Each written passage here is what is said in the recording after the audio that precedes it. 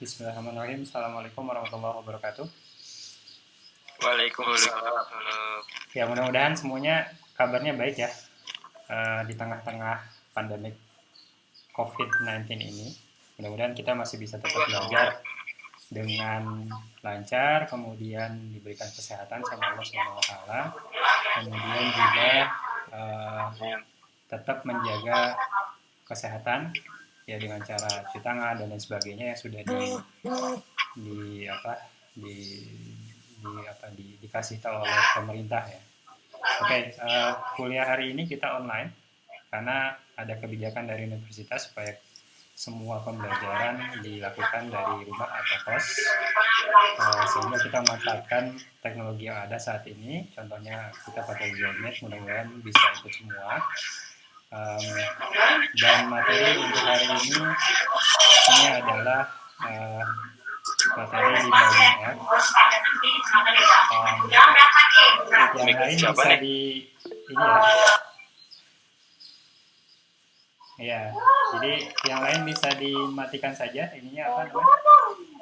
Mikrofonnya, juga kameranya supaya bandwidthnya nggak kebuang percuma. Oke, terima kasih. Saya akan share screen untuk slide hari ini. Bentar.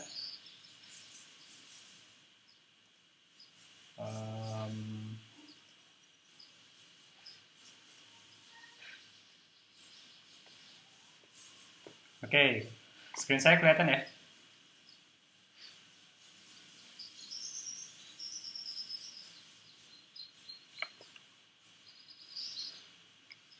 Kelihatan, Pak, kelihatan ada. Oke, sip. Ini masih loading. Mudah-mudahan lancar.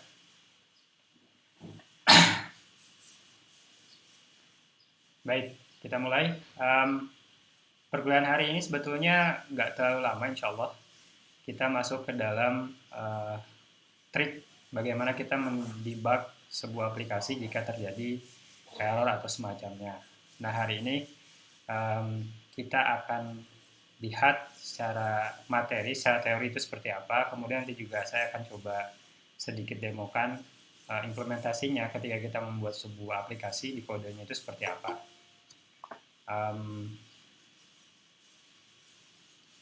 Ini akan kita pelajari hari ini. Jadi sebetulnya semua kode yang kita buat, baik itu Android, ya mobile aplikasi maupun website, itu pasti ada bugs. Nah, apa itu bugs? Nanti akan kita lihat. Kemudian juga nanti kita akan melihat bagaimana kita melog atau memberikan pesan ya untuk aplikasi kita. Maksud saya kita menambahkan pesan di kode kita ketika aplikasi itu dijalankan, supaya nanti kalau misalkan ada sesuatu yang tidak sesuai, itu bisa kita lihat apa sih pesannya, terus kenapa terjadi seperti itu. Kemudian juga kita akan lihat juga bahwa di Android Studio itu sudah disediakan yang namanya debugger. Debugger ini untuk apa dan bentuknya seperti apa juga akan kita lihat. Kemudian kita juga ada yang namanya working with breakpoint. Jadi di dalam debugger itu ada yang namanya breakpoint. Nah, breakpoint ini apa juga nanti akan kita lihat juga. Dan selama nanti aplikasi kita dalam mode debug, kita juga bisa melihat variabel dan kita juga bisa mengubah variabel tersebut. Dan selanjutnya yang terakhir adalah kita coba stepping through code. Jadi kita bisa loncat dari satu kode ke kode yang lain. Nah, all codes has bug, ya. All codes have bugs. Jadi sebetulnya aplikasi yang kita punya itu mau nggak mau pasti ada bugs, ya. Atau kalau bahasa Indonesia kayak kutu, ya, yang membuat sesuatu aplikasi yang kita buat itu keliru atau hasilnya tidak sesuai. Ya, contohnya salah nilai. Misalkan kita nambahin 1 tambah 1 kok hasilnya jadi 3 gitu. Atau misalkan 2 dibagi 2 hasilnya jadi 4 gitu. Nah, ini kenapa? Ini juga salah satu tipe bugs gitu. Nah, di dalam bug sendiri tipenya bisa berupa aplikasi itu crash ya.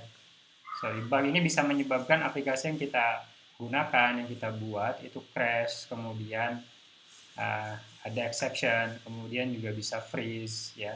Atau bisa juga aplikasi ini menggunakan memori terlalu banyak sehingga dia bisa membuat hal-hal di depan sebelumnya yaitu freeze, crash itu terjadi. Itu karena adanya memori leak. Nah, penyebabnya bisa karena rancangan yang keliru atau kesalahan implementasi gitu. Nah, jika penyebab bugs ini adalah hal karena rancangan yang keliru, desainnya keliru, atau implementasinya salah, ini kita bisa memperbaiki kode kita. Ya. Nah, kemudian kedua penyebabnya bisa juga karena ada kesalahan software. Jadi kita ketika membuat sebuah aplikasi bisa saja kita menggunakan library yang sudah ada gitu. Kita nggak harus membuatnya dari nol. Nah, bisa jadi ada batasan dari software yang kita gunakan tersebut gitu. Contohnya apa? Contohnya misalkan kita membuat sebuah aplikasi kayak chatting gitu. Nah, kita kemudian menambahkan aplikasi chatting tertentu dan di sana kita ingin menambahkan fitur yang agak sophisticated, misalkan augmented reality ya. Tapi di sana nggak disediakan. Ini bisa juga karena bisa juga menyebabkan bug gitu. Kemudian adanya kesalahan hardware atau ya limitasi dari hardware tersendiri. Misalkan kita pakai Samsung atau misalkan LG gitu. Ternyata di sana ada batasan tertentu ya. Atau misalkan kita pakai Xiaomi, di sana kita pengen melakukan scanning terhadap kartu atau kartu ATM dan sebagainya, ternyata nggak bisa gitu. Kenapa? Karena tidak ada NFC. Itu juga bisa jadi bug juga. Nah, bagaimana kita mengetahui atau melacak bug tersebut yang tadi kita lihat? Caranya adalah dengan melakukan debugging, yaitu menemukan dan memperbaiki error.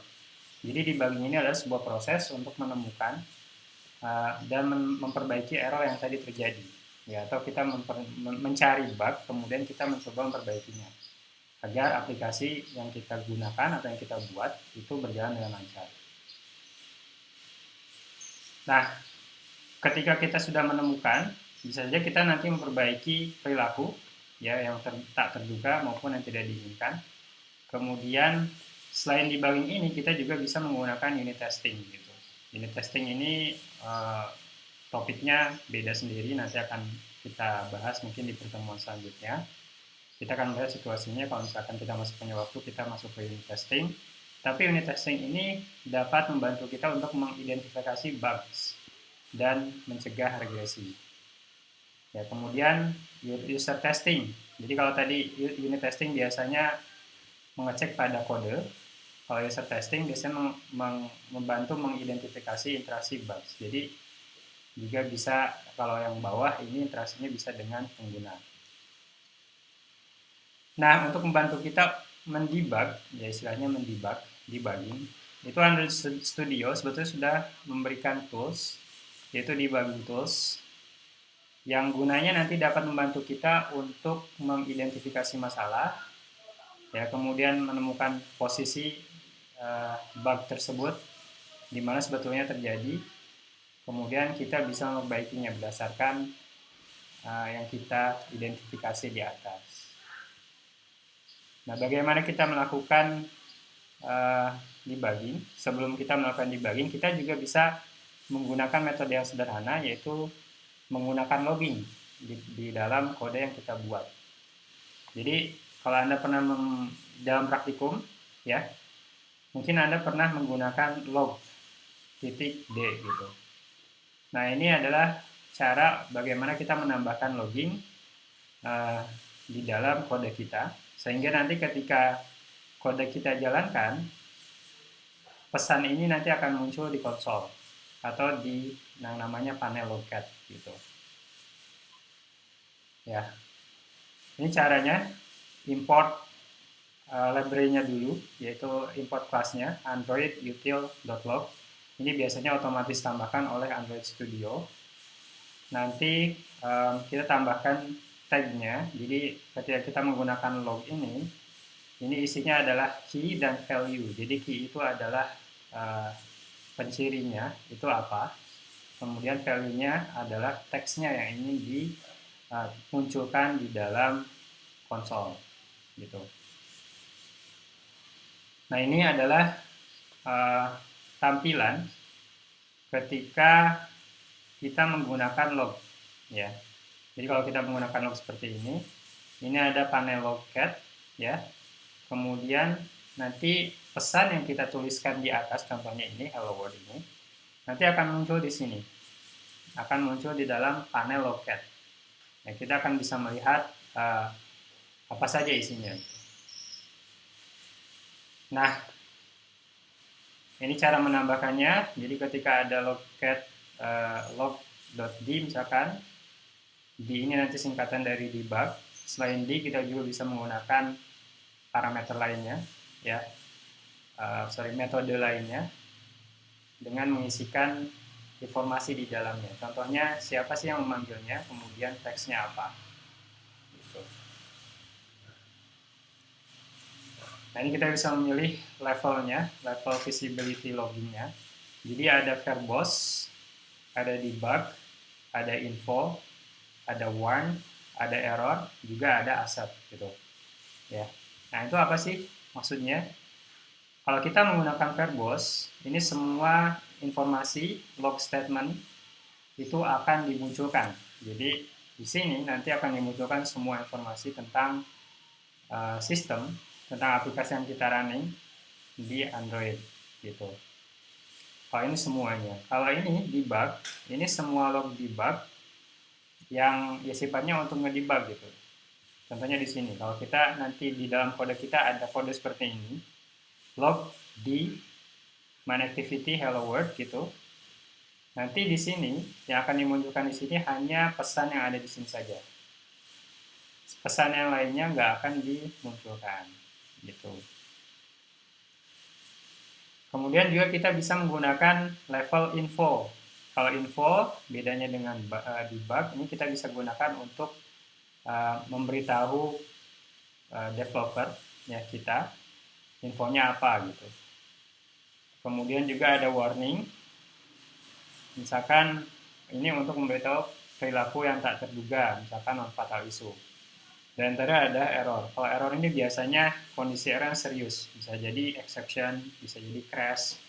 Nah, itu akan muncul error di sini dan biasanya warnanya beda sendiri, yaitu warna merah gitu. Nah, itu bagaimana kita menggunakan log level ya. Nah, kalau di implementasinya ini contohnya, ini contoh aplikasi namanya Simple Calculator. Kalau dijalankan nanti kita bisa melakukan penambahan, kita bisa melakukan pengurangan, kita juga bisa melakukan pembagian dan lain sebagainya gitu. Kita geser sedikit.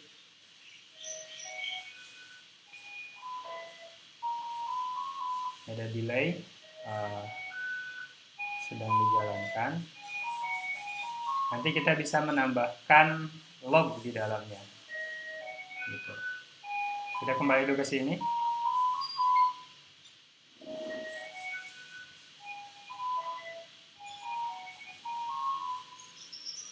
Oke, masih jalan.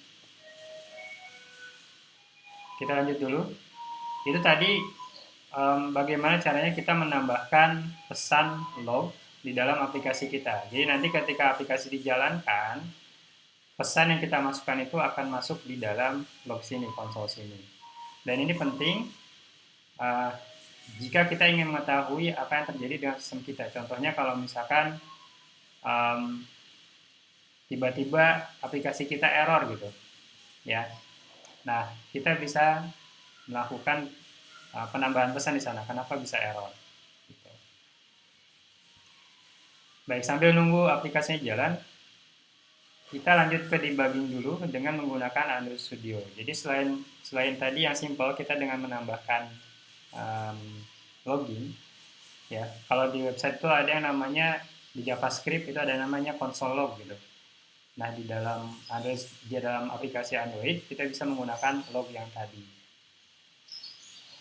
Nah, sekarang kita di dalam Android juga sudah disediakan fitur untuk mendebug, ya, atau mencari bugs. Apa yang bisa kita lakukan? Yang pertama adalah kita bisa menjalankan debug mode, ya, dengan menyertakan debugger. Kemudian kita juga bisa mengatur dan mengkonfigurasi breakpoint. Breakpoint itu apa? Breakpoint itu adalah titik, ya. Nanti juga bentuknya berupa titik merah, di mana dia akan menjadi penanda agar si aplikasi yang kita jalankan itu berhenti.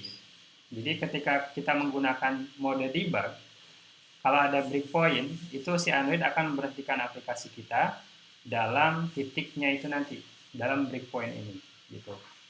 Kita bisa mengatur dan mengkonfigurasinya. Kemudian kita juga bisa menunda eksekusi pada breakpoint.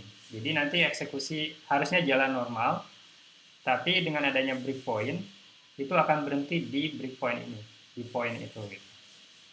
Kemudian, nah, ketika aplikasi itu berhenti, kita bisa bisa menginspeksi execution stack frame, dan kita juga bisa melihat variabel, nilai variabelnya.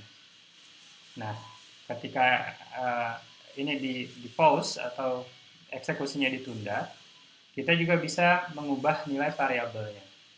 Kita juga bisa mengecek kode baris per baris, maksudnya nanti bisa loncat dari satu baris ke baris yang lain. Kemudian kita juga bisa menghentikan dan mengembalikan resume program yang sedang berjalan. Nah, ini tampilannya. Jadi kalau biasanya ketika Anda menjalankan aplikasi, Anda menggunakan ini ya, yang tombol play gitu. Nah, supaya kita bisa menggunakan aplikasi kita dalam menu debug, kita menggunakan tombol ini, ya, tombol kayak serangga gitu. Ini namanya kita menjalankan aplikasi kita dalam mode debug. Nah, ketika mode debug ini dijalankan, nanti panel yang di bawah, namanya panel debug, itu akan muncul debuggernya gitu, ya. Di sini ada yang namanya frame panel, ada yang namanya variable, dan ada yang namanya watch, ya. Nanti akan kita bahas juga perbedaannya antara variable dan antara watch. Sebetulnya ini mirip, cuman ada perbedaan di sini. Gitu. Selanjutnya ini yang disebut breakpoint tadi. Jadi breakpoint ini kayak gini. Breakpoint, point itu kan titik ya. Ini break untuk menghancurkan. Ini titik-titik yang bisa kita tempelkan di antara kode yang kita gunakan, gitu. Nah, ketika breakpoint ini ada, nanti aplikasi yang kita jalankan itu akan berhenti di kode ini yang kita lihat, gitu.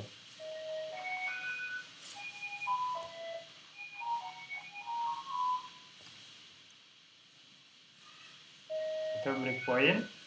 Untuk menambahkan breakpoint kita bisa dengan cara mengklik margin di baris kode yang kita punya, gitu.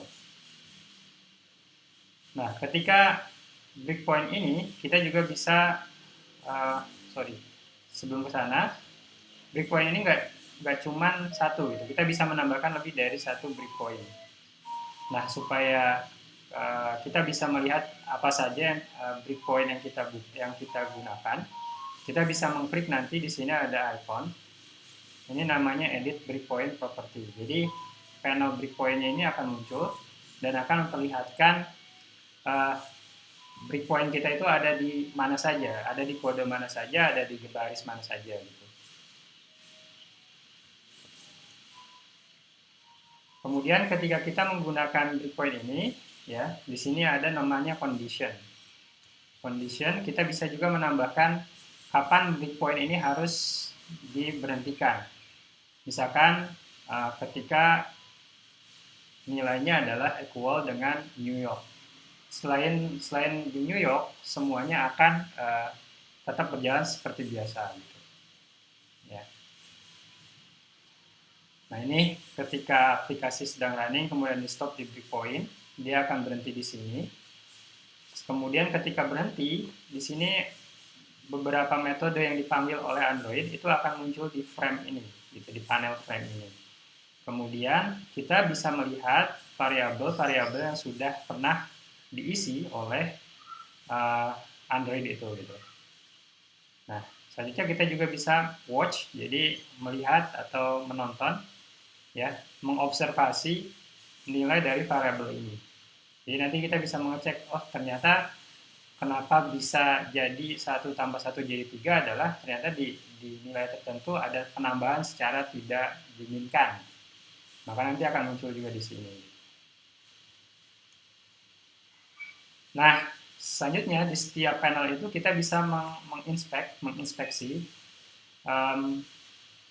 apa saja sih metode yang sudah pernah dipanggil oleh Android. Nah, ini namanya informasi apa saja metode yang sudah dipanggil. Ini akan muncul di dalam panel yang namanya inspect frame. Ya. Nah, ini urutannya kebalik. Jadi, urutan yang paling atas, metode yang paling atas ini adalah metode yang paling terakhir dipanggil, dan yang paling bawah adalah metode yang paling awal dipanggil. Gitu. Jadi kalau Anda pengen tahu nih, ketika sebuah aplikasi itu dieksekusi, metode apa sih yang dipanggil, Anda bisa mengecek di sini, di dalam panel frame ini, gitu. Nanti Anda bisa melihat rincian dari metodenya dengan cara mengklik barisnya. Gitu. Nah, kemudian ketika kita klik tadi, nanti variabel-variabel yang sudah pernah ada, itu akan muncul di sini. Dan kita bisa melihat semua variabelnya. Dan kita juga bisa men-set nilainya, ya, mengatur nilainya seperti yang kita inginkan. Gitu. Dan terakhir adalah ketika kita melakukan debugging, ya, kita kan pengen menjalankan dari satu baris ke baris selanjutnya. Nah, ini adalah komen yang bisa kita gunakan ketika kita melakukan debugging, yaitu ada step over F8, step into F7, force step into, shift F7, step out shift F8, dan run to cursor alt F9. Ini fungsinya buat apa? Yang pertama, step over ini fungsinya untuk melangkah ke bagian baris berikutnya. Jadi kalau misalnya kita punya 5 baris, kita sudah ada di baris pertama, itu kita bisa melangkah ke baris kedua, ketiga, keempat itu dengan menggunakan F8. Normalnya semua baris ini dieksekusi secara cepat, ya. Nah, dalam mode debug dan ketika kita sudah menerapkan breakpoint, itu aplikasi yang kita jalankan itu akan berhenti di breakpoint dan kita bisa menjalankan satu persatu barisnya, gitu. Jadi kita bisa melihat kenapa sih ada error misalkan. Ya. Nah, ini tampilannya ketika ada di debug panel. Jadi ada step over, step into, force step into, step out. Gitu. Ini bagian resume, kemudian pause, mute all breakpoint. Ya, jadi kita juga bisa menghilangkan breakpoint ini tanpa harus menghilangkan konfigurasinya. Gitu. Baik, kita coba lihat di aplikasi. Ini kelihatan ya?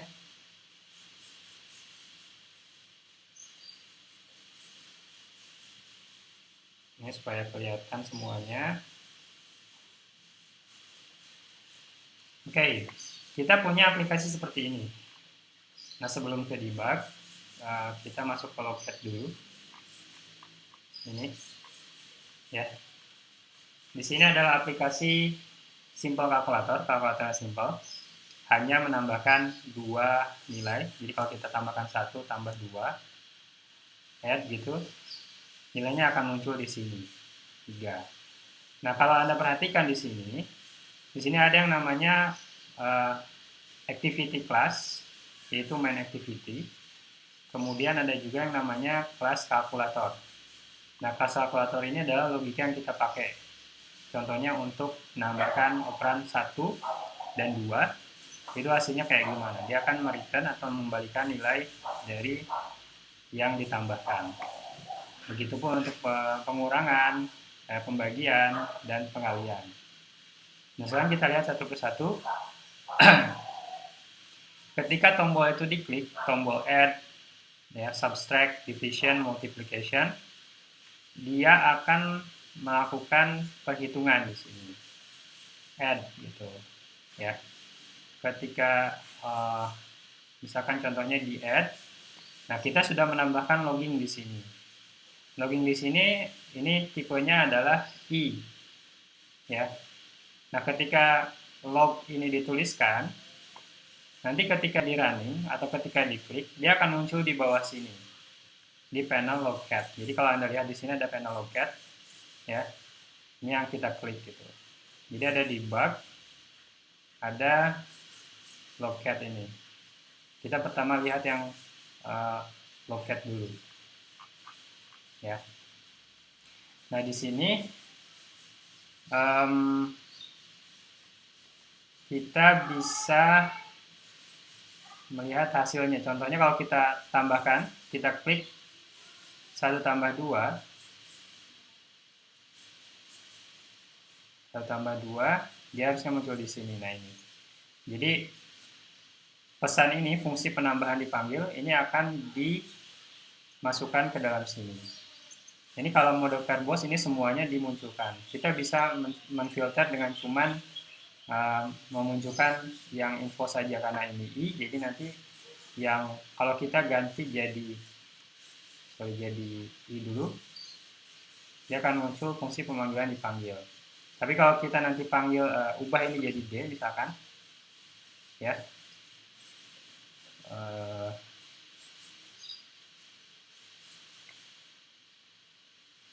kalau kita panggil jadi D, dia nanti akan berubah, dia tidak akan muncul di sini. Seperti itu. Itu logcat. Kita bisa menambahkan log ini di mana saja gitu. Variabel yang digunakan atau argumen yang digunakan cuma 2, yaitu atau bisa 3 juga. Tapi yang paling minimal ini 2. Jadi key-nya apa? Siapa yang manggil biasanya? Biasanya sih nama kelas di sini. Maka tag ini diwakili oleh penamaan kelas di atasnya. Ya. Contohnya di sini tag-nya adalah calculator activity. Maka nanti dia akan muncul di sini sebagai calculator activity. Gitu. Kemudian kalau kita menggunakan I, log E, jadi ketika misalkan kita 1 dibagi 0 bisa nggak kira-kira? Nggak bisa ya, pembagian dengan 0 kan nggak bisa. Nah, kalau kita coba 1 dibagi 0, error gitu kan. Nah, apa yang terjadi di sini errornya? Pembagian dengan 0 nggak bisa. Ya. Nah, dari sini kita bisa lihat kenapa tidak. Kita bisa melihat ke sini. Kita bisa langsung masuk ke kalkulatornya. Karena exception-nya nggak bisa memang. 1 jika 0 maka tidak bisa dilakukan gitu. Jadi akan mengeluarkan exception. Nah, itu adalah logcat. Nah, sekarang bagaimana kita menggunakan debug, tadi yang debug tadi itu. Ya, kita bisa menjalankan aplikasi ini dalam mode debug. Ya.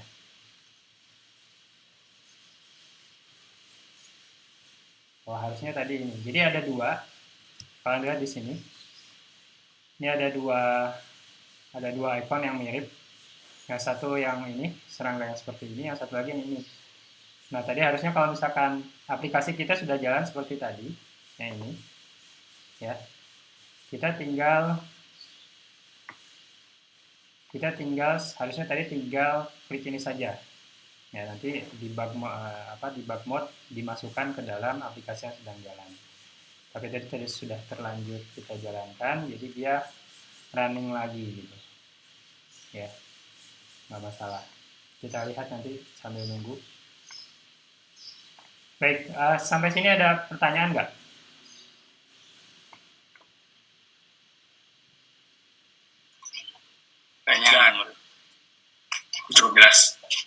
Cukup jelas ya. Alhamdulillah. Insya Allah. Kenapa? Amin. Oke.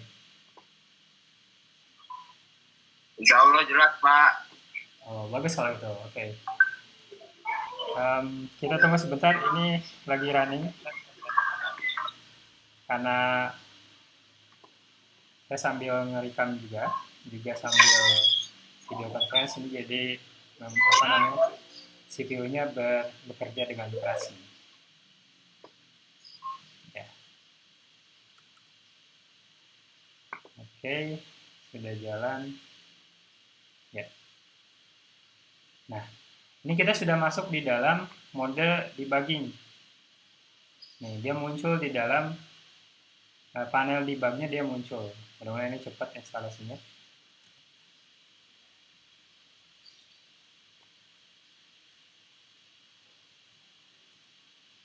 Ya. Nah, tadi yang disebut sebagai breakpoint, ini yang dimaksud sebagai breakpoint. Ya, jadi kalau kita klik di sini, ini breakpoint namanya. Ya. Nah, ketika breakpoint ini dipanggil, ya, nanti